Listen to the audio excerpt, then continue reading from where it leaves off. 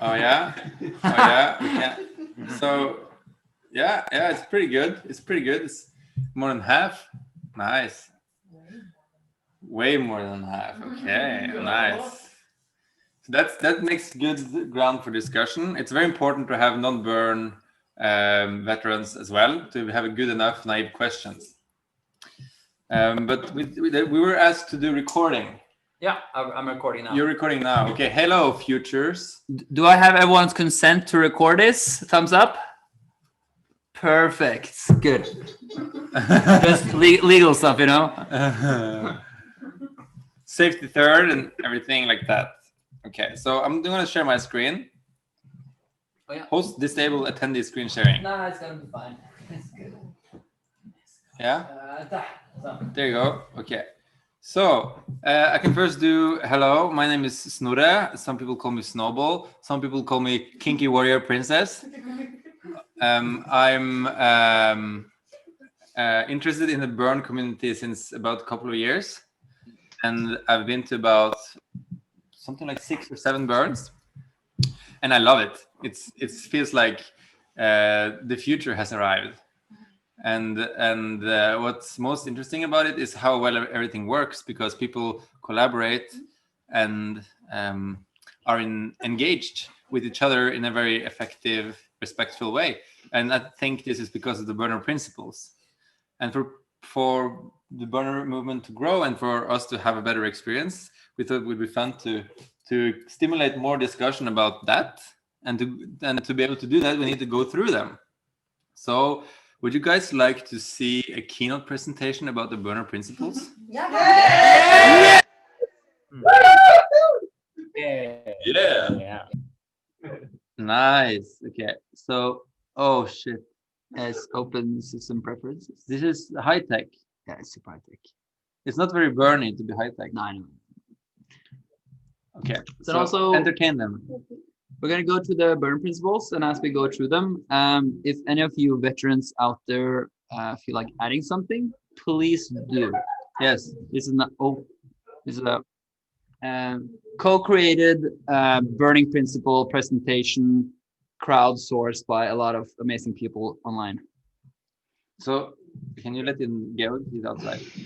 Yeah. Noe som nøkkelen til. Vet du hva nøkkelen er? Ja.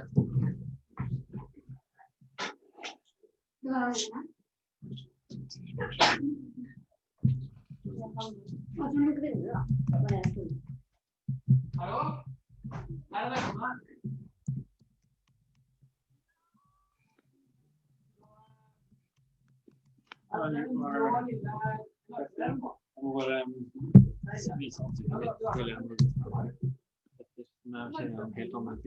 Ja, tror jeg gå trinn.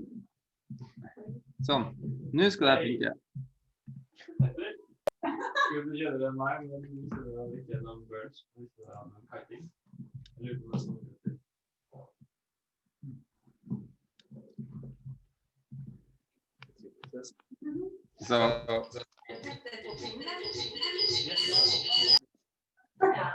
Wow, that was weird.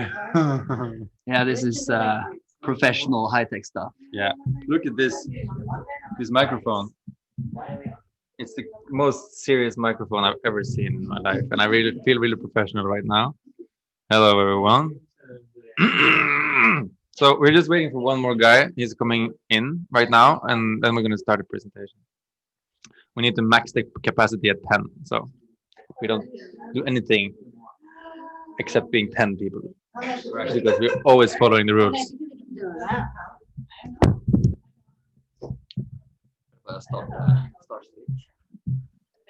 Okay, jeg tror jeg ser på gulvet, for det sitter så langt unna mikken.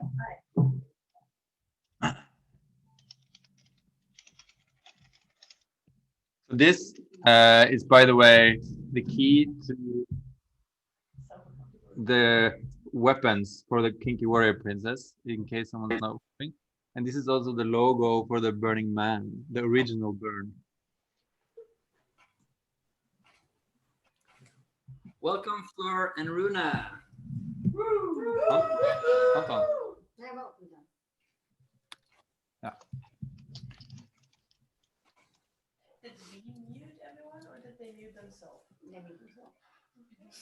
So kan du følge med? Can you pay attention in case someone wants to say something?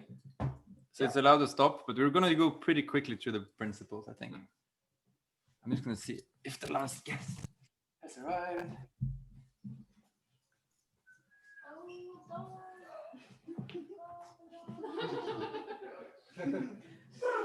So how is everybody doing out there? There's a lot of muted mix. Can we get some sound out there? How's the atmosphere out there in the world?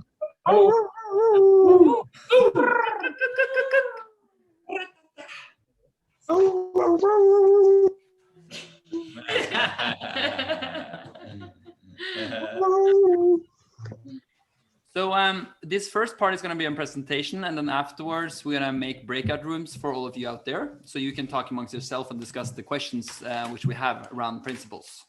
So in a way, you're going to be a house out there for the workshop part. So now everyone is arrived, and we're just going to start. See if the screen sharing works now. Hello, Georg. Georg is a burner virgin, by the way, and is very interested about the burner scene.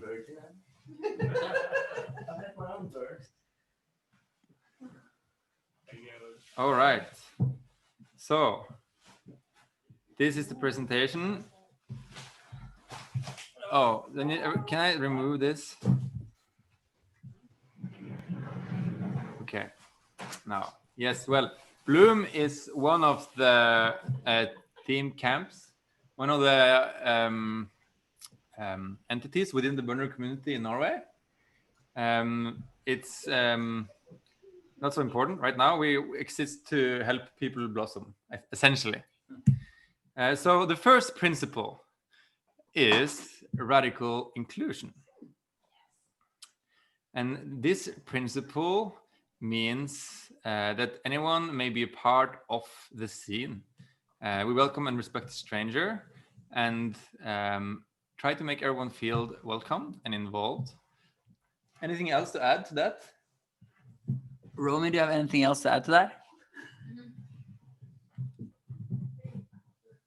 Okay, after the presentation. Next principle. Gifting. So this is a picture. By the way, all pictures are taken by friends of us. This picture is from a gift that we gave to as a theme camp at Africa Burn. Our gift was a workshop called Human Connection Workshop. So we facilitated people to meet with one other person and get to know people and actually become and share vulnerability. So questions that bring people closer together. And that was one of our gifts.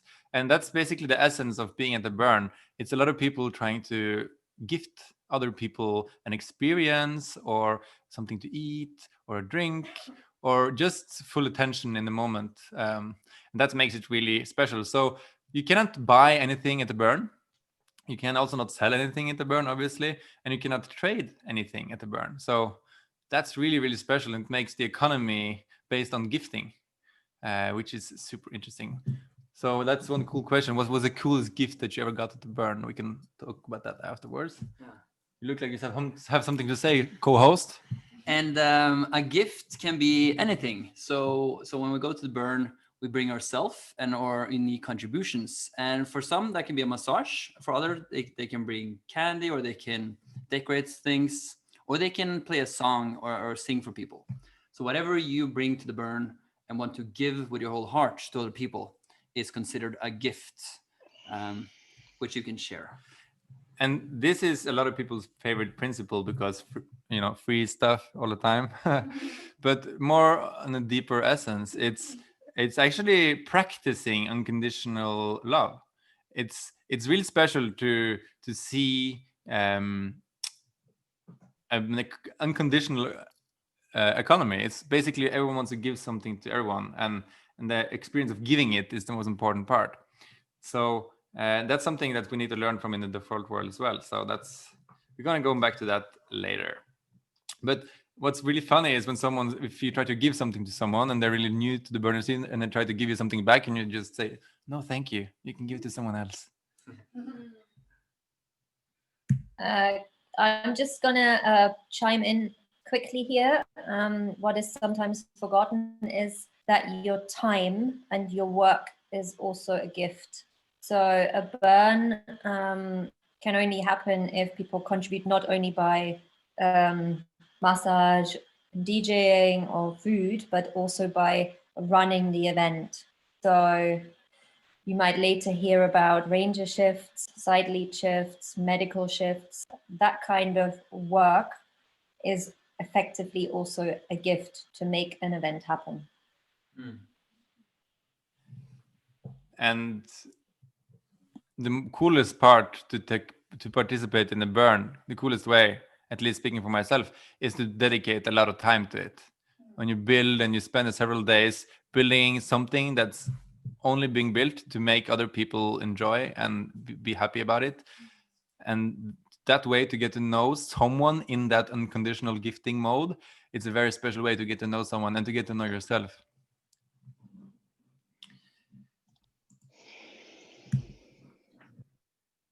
Welcome, new burner. You already missed 2 principles. Too bad. You're never gonna learn them. This is principle 3, decommodification. And this is a very special principle that makes the burner scene very unique, because it means that you're basically not supposed. I can give you an example. I was running around with my naive little cute face at the burn, and I had a Patagonia jacket. And then suddenly some cute person comes up with a cute little sticker and puts it over the logo on my jacket and gives me a kiss, and just smiles. And so there's no judgment in me not knowing that I'm not supposed to use brands, but just helping people into the principles, if you understand. So I was wearing a Patagonia brand on my jacket, and someone gave me a sticker to put on top of it, because it's not arena to have logos or to carry commercial interests or to have sponsors that are doing it to increase their brand or marketing effort.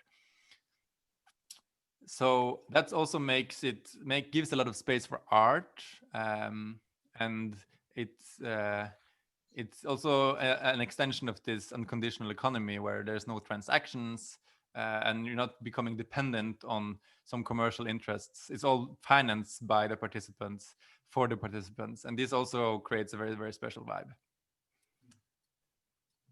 And this picture is, by the way, from a very, very secret and underground art collective called the Checkered Cats. And nobody never really understands what they're doing, but it's pretty cool.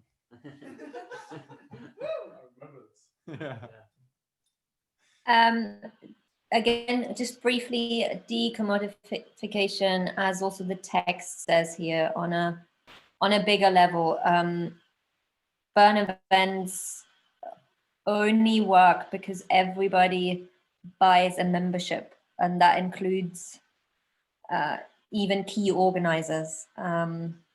Maybe at Burning Man, which is now so big that kind of doesn't quite work anymore, there's slightly different rules, but generally for events up to a few thousand, like everybody buys their own membership, even if you're the key project manager, because only through that is enough money to go around for everything that needs to be done, from hiring toilets to giving art grants, because there is no sponsorship and because there's no other outside money that is coming in. And that's also important to know, especially when events scale up. It's like how that side of things is managed. And some of the bigger events there's ethical questions around that. Once you reach a point where you feel like you might need to pay someone to do some work, and it's each event will have to decide that eventually by themselves how they do it, but it's often a big critical question, like how do you keep holding off decommodification as you're growing? Yes, it's a good question, and it's definitely something that's gonna kind of have kontinuerlige overskridelser, as we said at NTNU. It's always, this line that's moving, but yeah, for example, in Burning Man, one big question that's becoming raised every year is these rich guys such as Elon Musk and Peter Thiel and these guys. They have this so-called plug and play camp because they are so important people with so important lives. They pay kind of somehow pay other people to build up the camps and to do everything, so they can just come and then just be a burner for a few days and then go, and then they go back to their very important, super expensive job. And that's very controversial because it's supposed to be co-creation, and this is a way of commodifying the experience, which the community is working to kind of, it's yeah, as it says there, to preserve the spirit. So yeah, for example, I'm gonna try to, I have a soda can. I'm gonna hide the logo with my hands so that I'm not marketing any brands.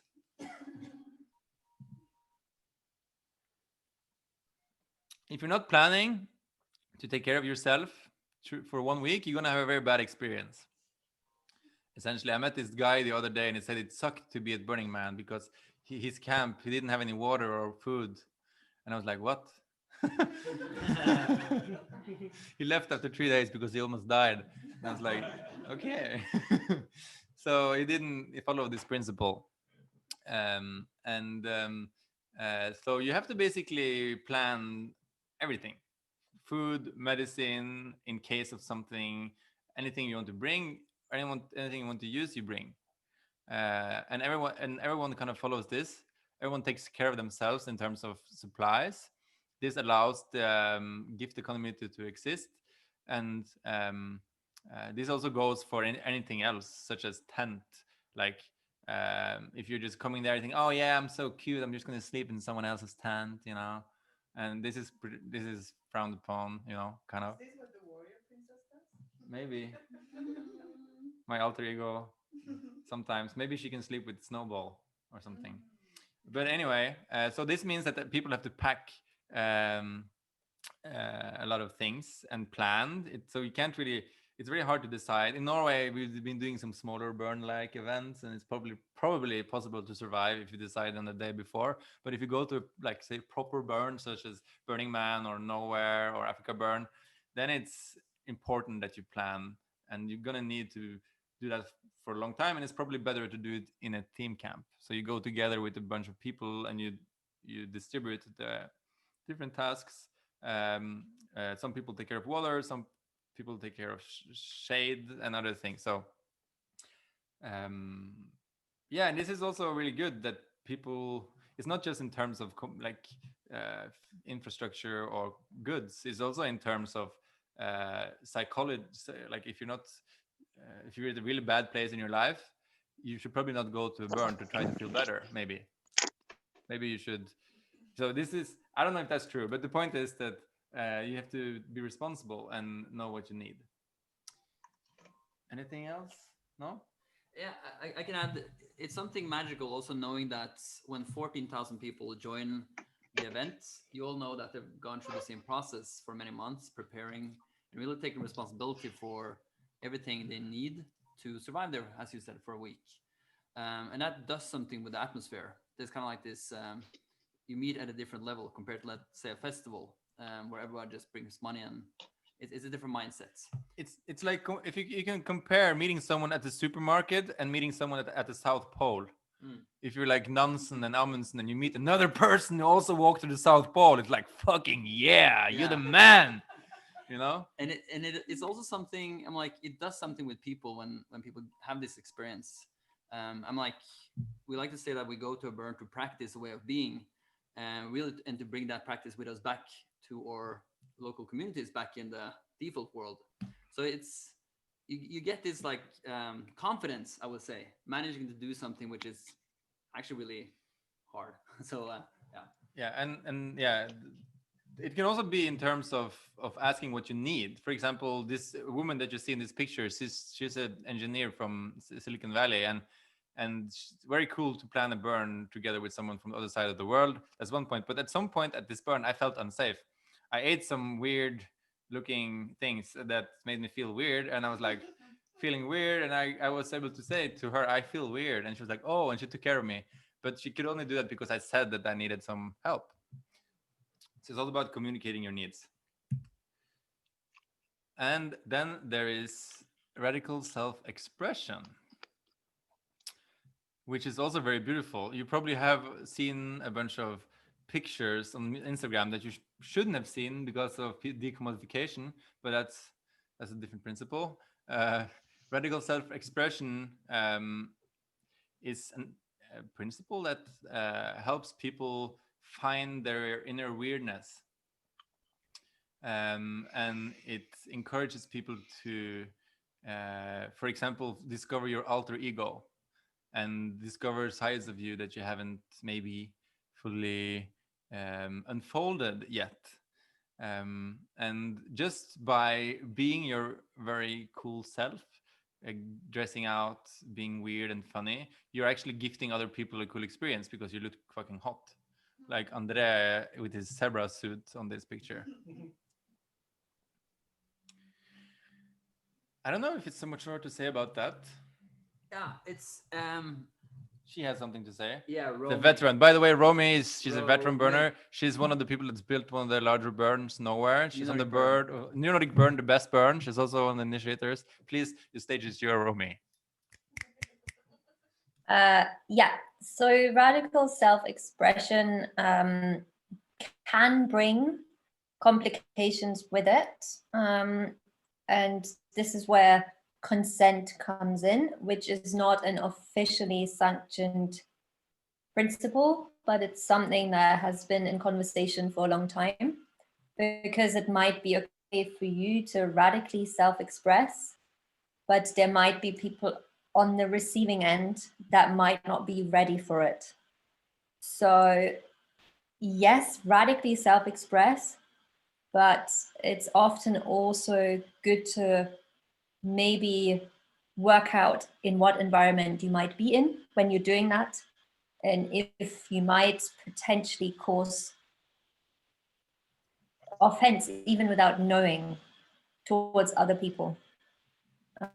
We've had a number of those cases just by, I'm talking about nowhere in this instance, where as the event has grown, people have different needs. There's a wider variety of people in the mix. And we've had to deal with quite a number of cases where someone radically self-expressed too much in a way that someone else may have gotten offended by it. And how do you then manage those two sides? So even though it's a great principle, but it's also something to consider. Carl, your microphone isn't muted. We can hear all your radical self-expression sounds. Exactly. Someone may not have consented to that in that moment.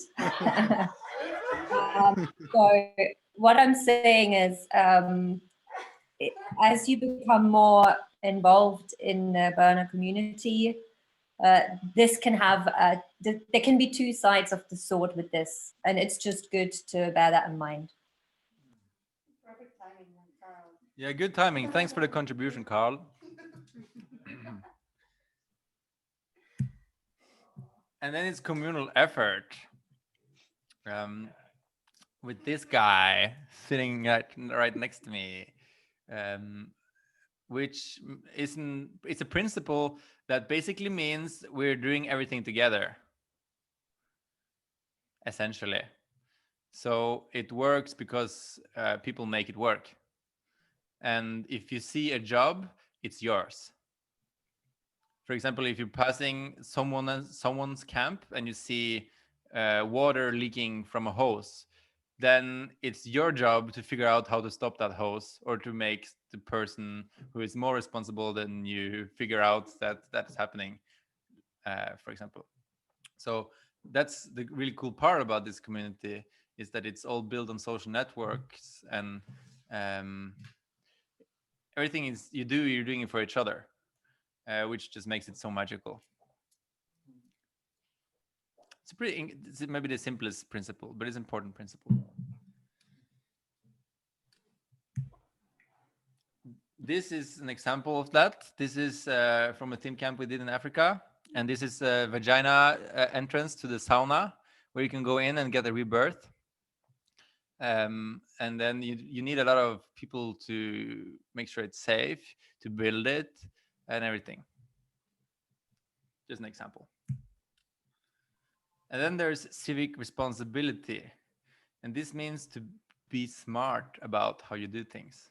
So even if this is some kind of bubble with its own set of principles, you're still part of a larger society that works so well that you're able to do that thing that you're calling a burn. And that's something we would like to respect and honor by not provoking authorities too much, by preparing for incidents that could be bad, by for example, making sure that there's enough medicals on the scene, making sure that regulations are followed, and etc.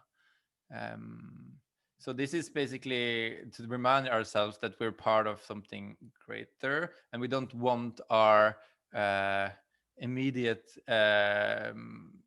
experience to be on the bekostning. How do you say it in English? Anyway, you don't want to destroy the opportunity of future burners. Anything to add? Yeah, I will just say that in 2015, I was very fortunate to shadow the managing director of Burning Man for a whole day in his job from 6 a.m. to 6 p.m.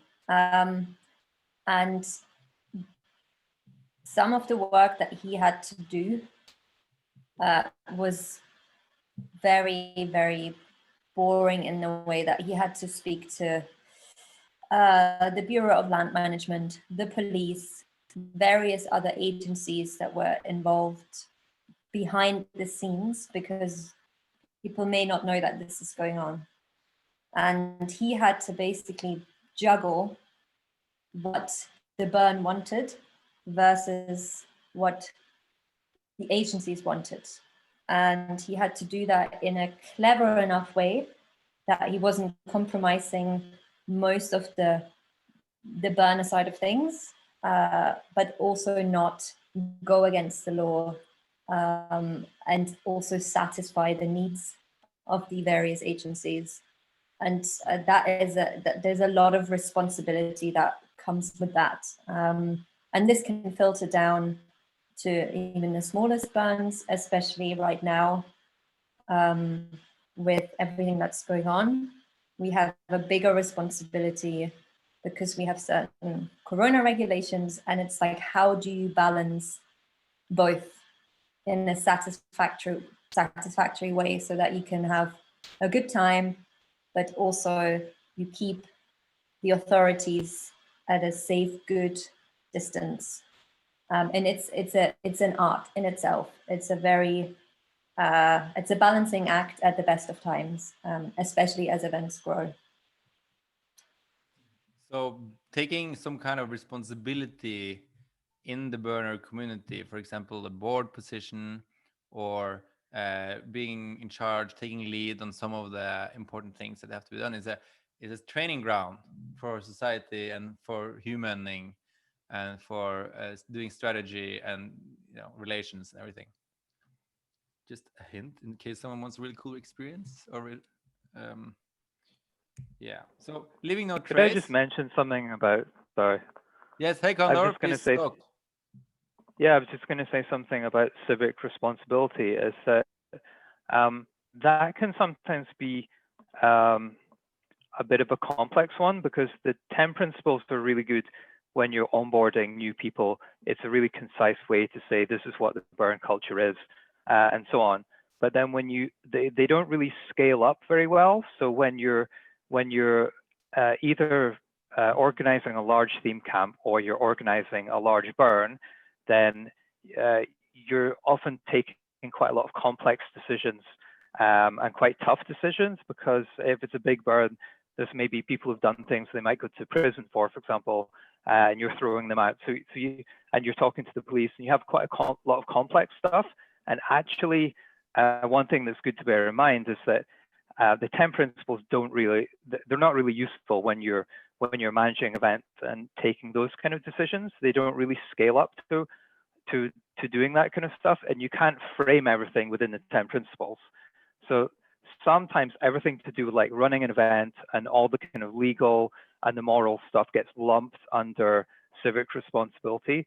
Actually, it's not really that. A lot of the these kind of tough stuff about running an event is burner culture too, but it's burner culture that's outside the 10 principles. So that can be a really useful thing, is to remember that not everything really fits in this frame. It's useful for some stuff, but civic responsibility, yes, sometimes people try and lump all this stuff into it, but a lot of it doesn't really fit in the 10 principles.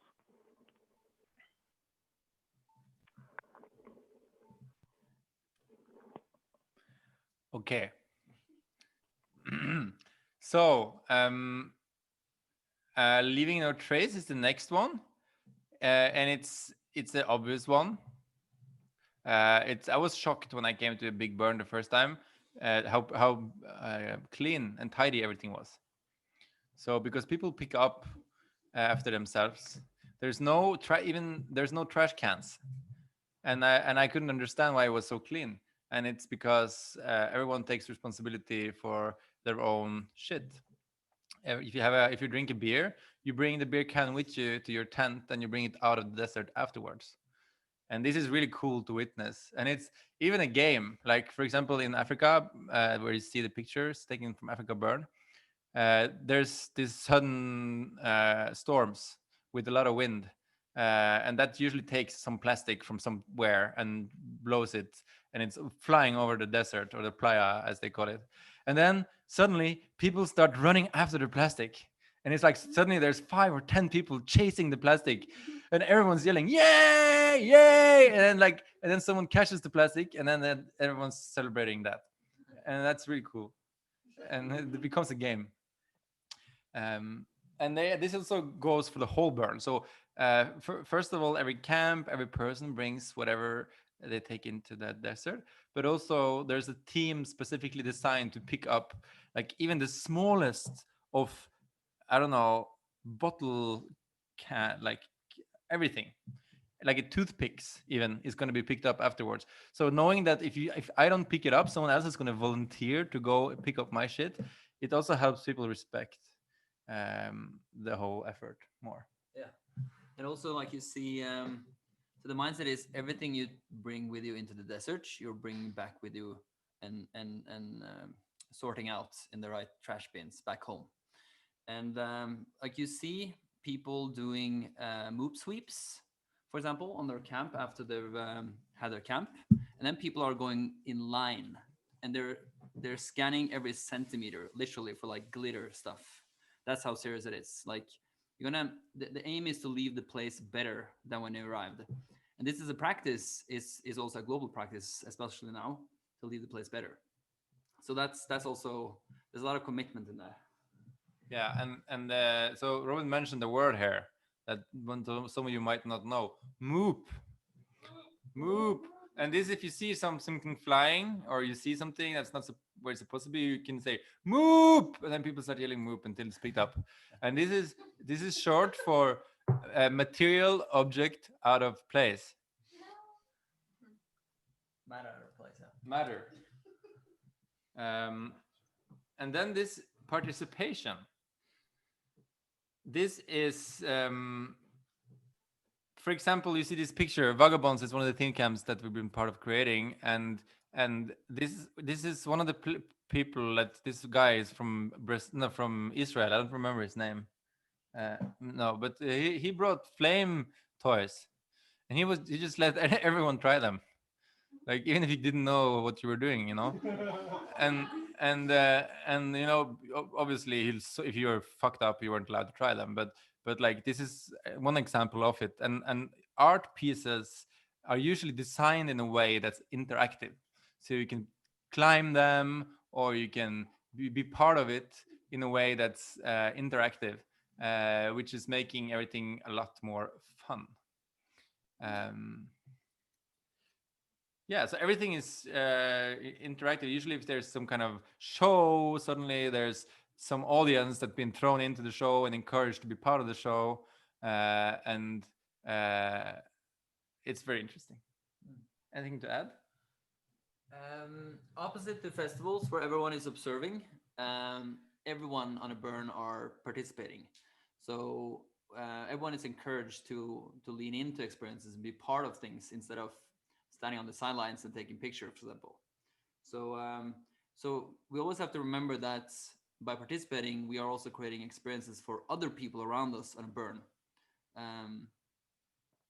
Yeah. Yeah, it's quite obvious when you're there, and it's when you go back to. I went back to Øya Festival after I went to the burn. And I was like laughing, like how am I paying money for this when it's so much more fun to be part of things. And it's happening right here, right now. Meaning that, for example, this guy that you see, he's like a tech engineer working in a super fancy startup. And then he just one day decided to just do everything that came up to him in the moment. And he said yes to things. One of the things he said yes to was to put his hand in something that he didn't know what was. And then I'm just going to trust the situation. And he pulls his hand out. It's like, wow, it's the coolest tattoo ever. And that's just a fun thing that happens only if you don't plan for it. So this also means that you're not supposed to have, like, if you see, you probably won't see a lot of people on their phone on a burn, for example. And this is the favorite principle for a lot of people, myself included. It goes really well with my ADHD. And it's about just being in the moment. If you want to go left when everyone else is going right, do that, and own it. And nobody's going to judge you for it or be sad or sorrow that you did something else. And this helps us bring out the inner child and creates a bigger now, which also makes this experience deeper and allow you to come richer back to the so-called default world. So I like this sentence. I'm just going to read it out. Immediate experience is, in many ways, the most important touchstone of value in our culture. We seek to overcome barriers that stand between us and the recognition of our inner selves, the reality of those around us, participation in society, and contact with the natural world exceeding human powers. No idea can substitute for this experience. And then this is like the bonus principle, like Romy mentioned. It's not an official principle, but it's something most people know because, like, It is part of the Africa Burn yes, principles? it is. It is. In Africa Burn, there's 12 principles. And a lot of people are talking about it, even if it's not an official principle, and especially in like sex positive spaces or any space, because it's usually a lot of, cool costumes and people being radical self expressionate, and sometimes that's involving nudity, and people are happy, people are high, and people are in all different states, and this can easily be leading to difficult situations if you do something that you're not allowed to do. So it's becoming a principle to ask for consent. If you want to hug someone, ask for consent. If you want to play a very loud song from the stereo in the morning, maybe ask for consent.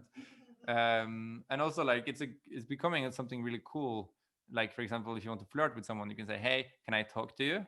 And they say, "Yeah, you can talk to me." And then suddenly you started flirting, and you have some way to talk because of the principle. So that's another way of looking at it. But yeah, anything to add from the more experienced burners? Yeah, I can add a few things. So yes, consent has been around for quite some time, in a way that as the burner community has been growing up and has been spreading out, consent issues, like, people have become more aware of it.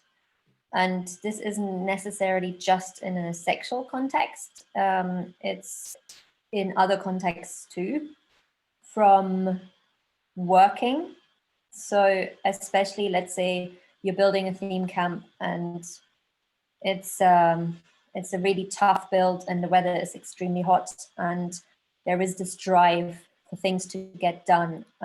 Actually, if you're the build lead, you should, for example, bear in mind that maybe not everyone has the capacity, but especially when people are new, they may not feel like they can say no. So consent is about everything. It's about being aware and asking the right kind of questions. And it's really just as the burner community has widened and grown much more and more people have started questioning certain actions. Sometimes quite bad things have happened that then resulted in some certain people of the community coming together to develop systems that can aid consent-related questions. So I can give an example of Nowhere.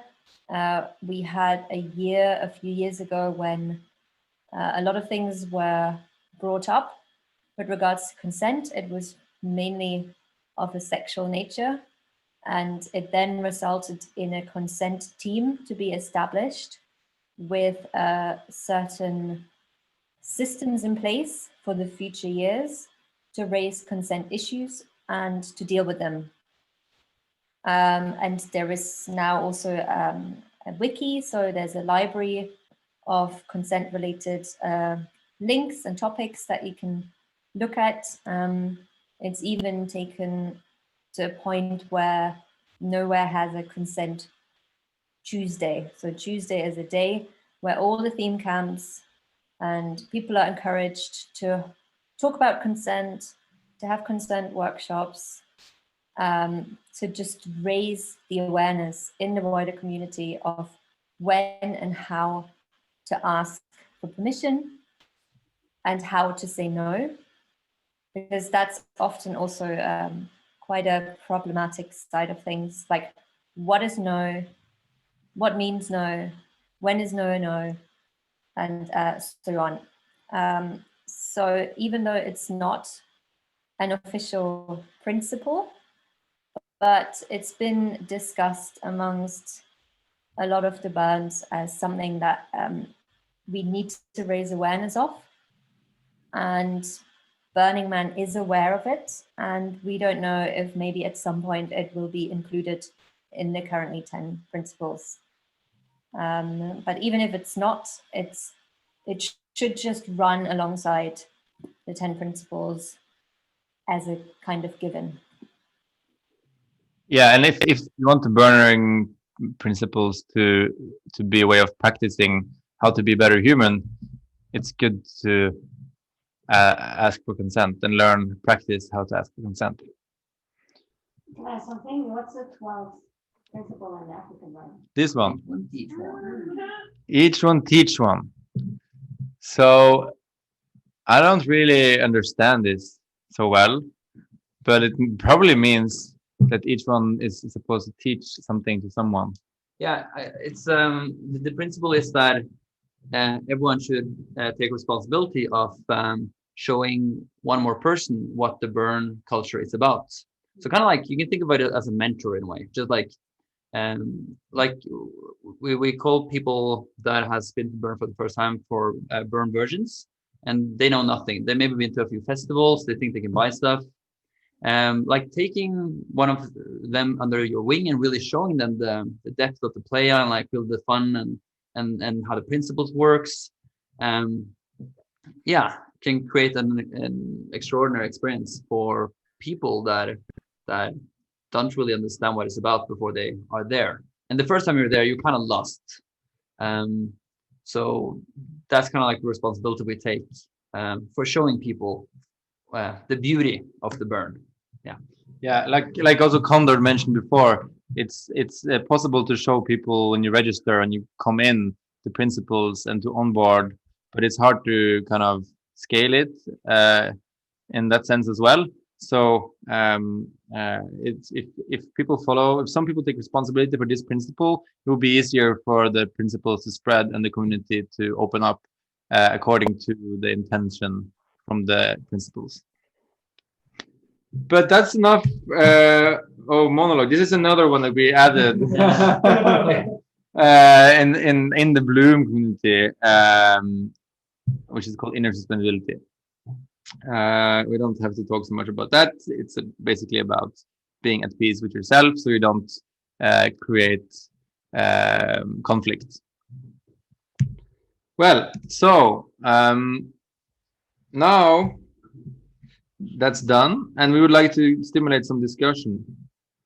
Hi, thanks for paying attention and participating in this.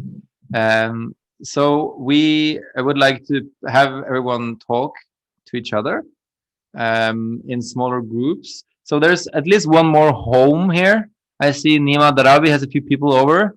So you can do like one discussion just with you. Hey guys, by the way, cool that you have another little party going over there.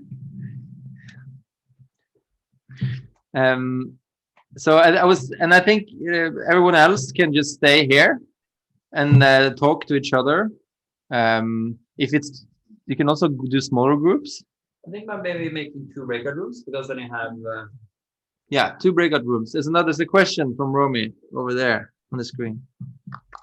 Yeah, I just wondered if maybe there are questions. If anyone's got any, will we break out? Good idea. Does anyone have a question?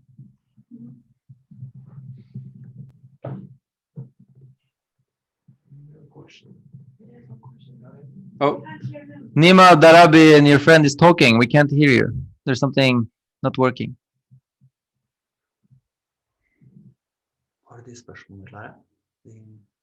Till workshop. Can't hear you. Still can't hear you. Write the question.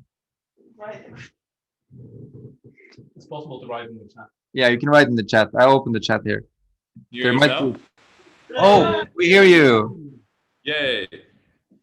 Do you have to buy a membership to be part of Bloom? This is what Cecile is wondering. Yes. You need to have an. Hi.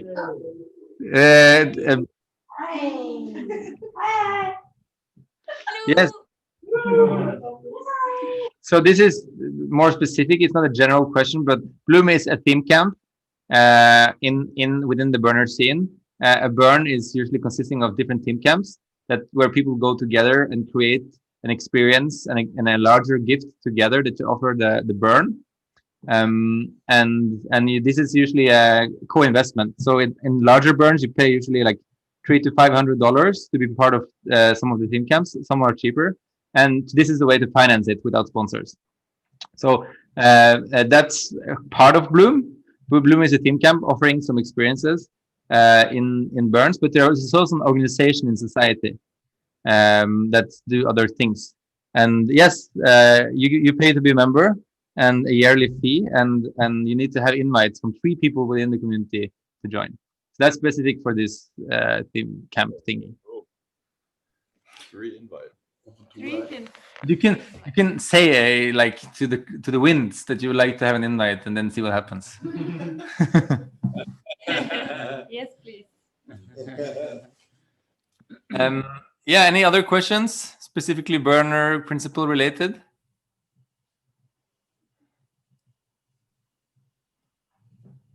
All right. So we prepared some questions. Ruben is going to open 2 breakout rooms, and we can go and discuss the principles.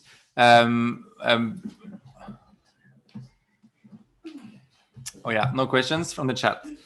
So this is also contributed by Rune, who helped. I'm using our discussion as the framework, Rune. So what happens inside of you when you hear about the principles? Is it any one of them that stimulates you to step up, or want to be more creative, or want to participate more? Is it any one of them that is more meaningful to you? What resonates with you? Is there any dreams or ambitions that's awakened when you hear it? Where is your life now in accordance to the principles? Are these principles just viable within the burner environment or a bubble in your life? Or does it sneak into other social settings? Or does it even collide? Is there any of the principles that you're skeptical towards, can be taken advantage of, or make you scared, or create some weird things going inside of you? Do you have your own principles? Maybe you have something you would like to suggest or add. Yeah, that's a bunch of questions. It's basically just to start the conversations. The only rule is that you have to talk more or less about the principles. Could you put the questions maybe also in the chat? Yes. If you have them written. Yes, I will put them. It's in Norwegian, but I can put it through Google Translate. That's Norwegian's good. Good practice. Norwegian's good. All right. So I love the question. I love to start with the question. What if I meet someone in the burner community or at a burn? I usually start with, "What's your favorite burner principle and why?" So that's one. Gifting. But you can do. So how does the breakout room work now, Robin?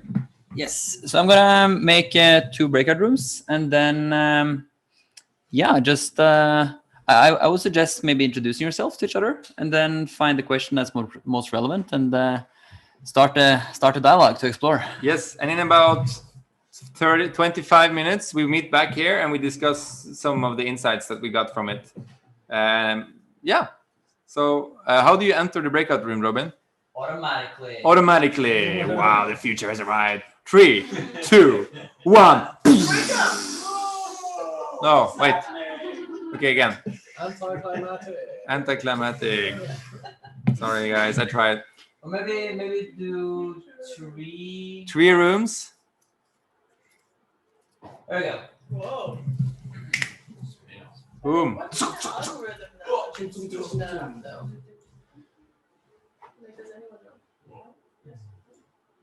So 3 people in each room? No. So we can. So I suggest we are a room now. Okay. Yeah, so this is a room. In the house. We are a room. We are a room. Vi har inte att sticka. Ja. Okej. Tidigt för imorgon till det. Och stretching first. Sit still for so long. Liksom. Yes. Mallangen. Ballangen? Mallangen. Jeg synes ballangen. Det kommer i Norge, det er flest på Nav. Yes, now rate, ballangen. Hvor er det bild kalender først? For en fin presentasjon. Så deilig. Har du mer? Ja, det var selv om jeg som snakker helt igjen. Ja.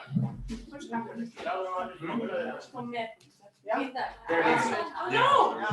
They're leaving. They have an early flight tomorrow. Have to do some kayaking.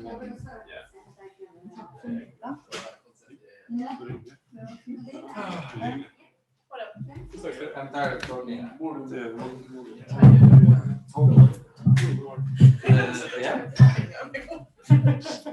Tell me more. What's your problem? Tell me more. Yeah? No, I'm not actually. Då säger det.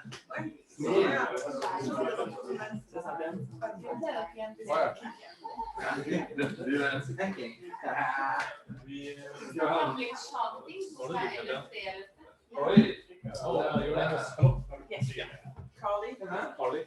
I didn't know that ranging is a form of gifting. Yeah. Everything could I didn't know that. I was just like so happy of like contributing, but I didn't know that was actually the core thing. Yes, I didn't know because everyone was so grateful for me doing it. I was like, yeah, of course. Like, I thought that's what I mean, you created the sanctuary. Yeah, that too. But I like that's amazing. So you're like the Santa Claus. Are you Santa Claus? So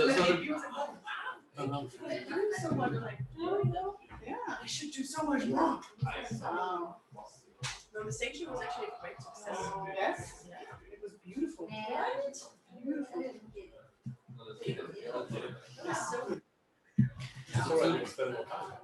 Yeah, too, actually. But I had a very great experience doing the embroidery stuff in there. Yeah, And people keep texting me about the embroidery. Everyone is booked. you're the embroidery queen now. I did that too.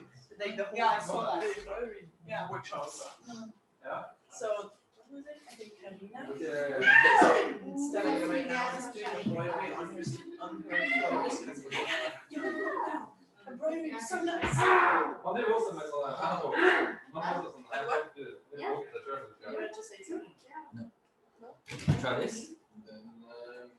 Do we have consent to try this though?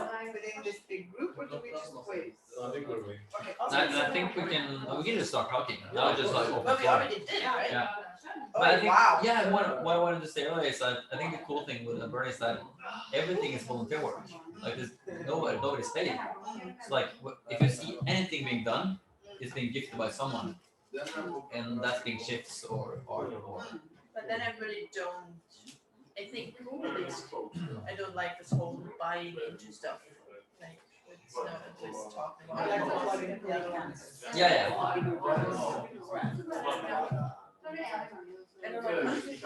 No, it's some of the. One principle which was like communal effort. Yeah. Why is it called co-creation? Like communal effort is to me a bit vague, but it sounds like a volunteer work like outside of the work. Like co-creation. And then like participation. That would be part. Yeah, I think that would be part of this. Communal effort is you as I think the community mindset, you as a camp, but also you as a community. Yeah, like a whole community, like the whole place. What's your favorite? My favorite is radical self-reliance. I just love that mindset because it's up to the individual to make anything they want to happen, and that like people have to trust their inner resources for something to happen. And it's quite a cool thing to experience that. For me, it took a little time to just realize that I could do stuff in that place, and that would affect the place and everything. Explain how, like, give an example. Is that radical self-reliance, or is that, what is it? That's also yeah. Because I think that like relational, Yeah. because it really goes like hand in hand, right? And this is the thing, the principles are not standing by themselves, they're really interconnected. It's a culture. Yeah, they're connected, yeah, very much. What's yours? Like now after my physical experience, I think it was actually nice because I gave into urges I normally don't, like wouldn't do on a day-to-day life basis. And like just me remembering that I had those red relics with me, which made my feet really waterproof, obviously. And that was really nice thing to have on that island because everyone was exposed. But I wasn't, because I had this whole wet covered suit outfit, and then I was really obsessed with puddles, and I wanted to jump in puddles, so I did. And that made me really, really happy. And I haven't done that in decades. Actually enjoy jumping in a puddle, like when did you ever do that? So, and in that moment, it made me so happy. Then afterwards, I actually heard people telling me, it made me so happy to see you being so happy jumping in puddles. I'm like, really? And that made me happy. That sounds like a mixture of like self-expression,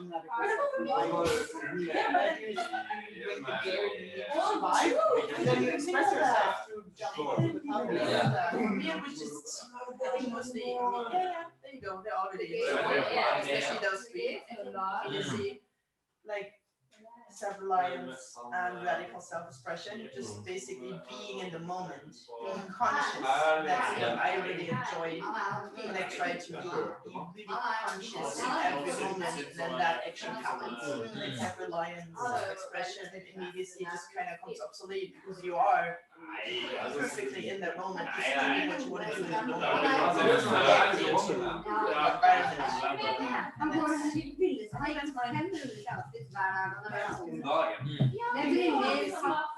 Because it's very challenging that very normal structures outside, which are like control over time, control over space, what's gonna happen. So like immediacy is not like it erases time and space. It just opens up for like what's happening now. And I guess because rather than plans.